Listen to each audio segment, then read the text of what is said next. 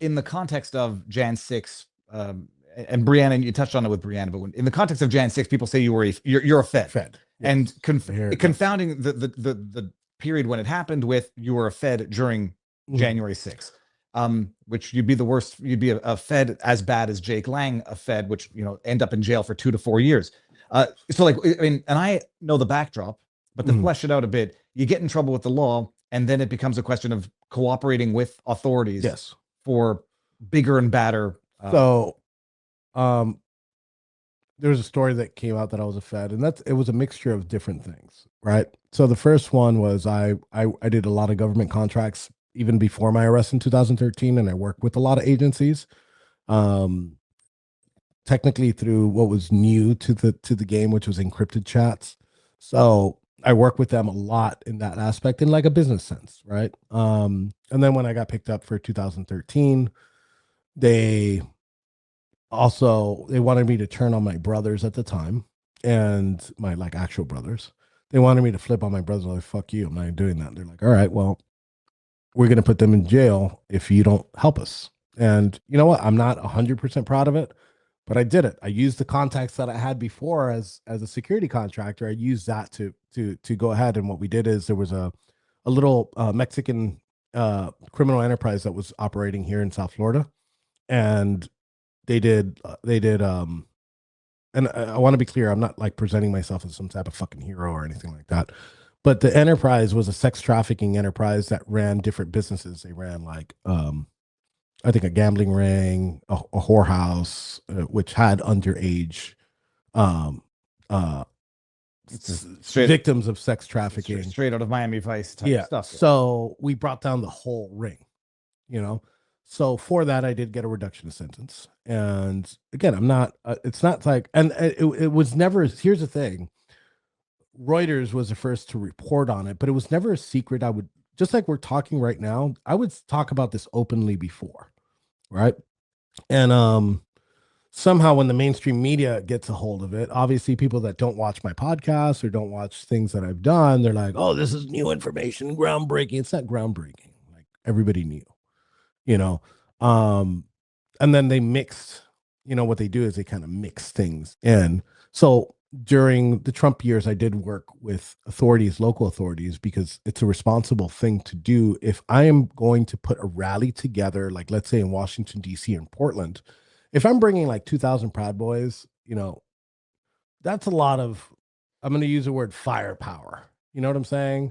If I'm hosting a rally, I don't believe in permits. Permits is given to me by my First Amendment. I don't have to pull permits for shit. If I'm going to go protest or I'm going to go do an event, I don't need fucking permits. So then there's Antifa and BLM, and they would want to assault Trump supporters. So I would work with local law enforcement. This also wasn't a secret, to make sure that I planned my events, if I'm going to put my event, to make sure that there was a barrier between us and them. And going into January 6th, this is the craziest part about January 6th. Going into January 6th, you know, a bunch of Proud Boys got stabbed in DC, right, on December 12th. And I myself got stabbed on election night. So with what and where? With a knife, with a knife. Yeah. And under my gut, right? With a knife similar to this one. I know it's a little dark. It's not a big knife. Like a throwing dagger. But it's like a stiletto, kind of. Right? That would be illegal in Canada. Shit, probably your butter knives are illegal in Canada. But I got stabbed, so like, yeah, in the gut. I didn't notice for like 15 minutes later, you know, which is weird. So if it's a responsible thing as an event organizer to fucking contact law enforcement, it's basically what I'm saying. So it was my responsibility to keep my guys safe and the attendees of the thing safe. So my communication with law enforcement, which was shown throughout the whole trial, was, this is where we are. This is where we're going to march. So going into January 6th, I don't know how the fuck the jury, well, I know how the fuck the jury convicted us, because they're pieces of shit. You were convicted before you even got charged.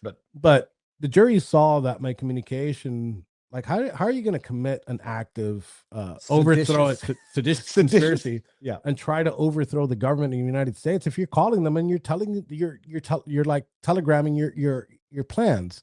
because we don't have anything to hide. I just don't want people hurt at the event.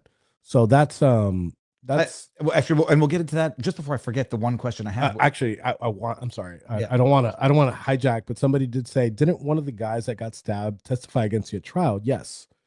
One of the guys that I stayed there, I cried tears trying to help him. I stayed there at the hospital with him.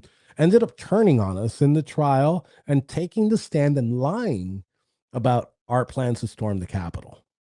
okay, and we We'll are get that. and, Yeah. and let the I'm chat sure. know. This is the one time I'm not reading the chat live, so I won't be able to get to any of the. Enrique is going to see them if there's tipped questions or whatever.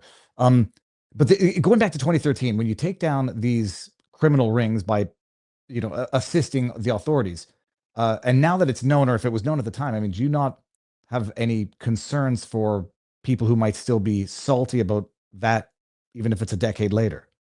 I honestly don't give a shit if they're salty or not. The story's out there. They could think of what they want of me.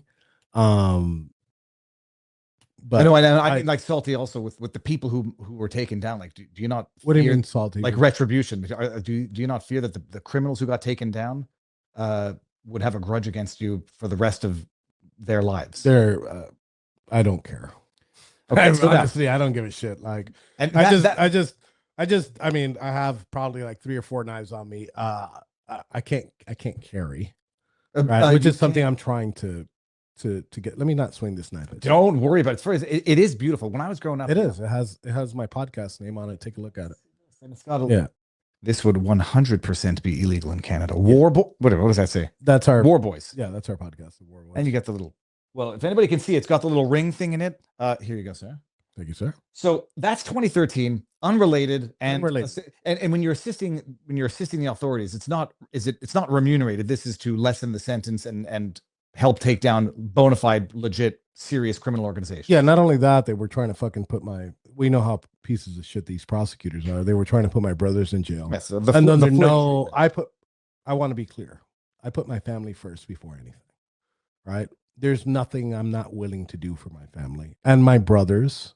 In this case, now with this seditious conspiracy case, there's nothing I'm willing to, by any means necessary. I will defend my tribe, and my tribe consists of my family, my brotherhood, and fellow Trump supporters. If I'm at an event and I see them getting assaulted.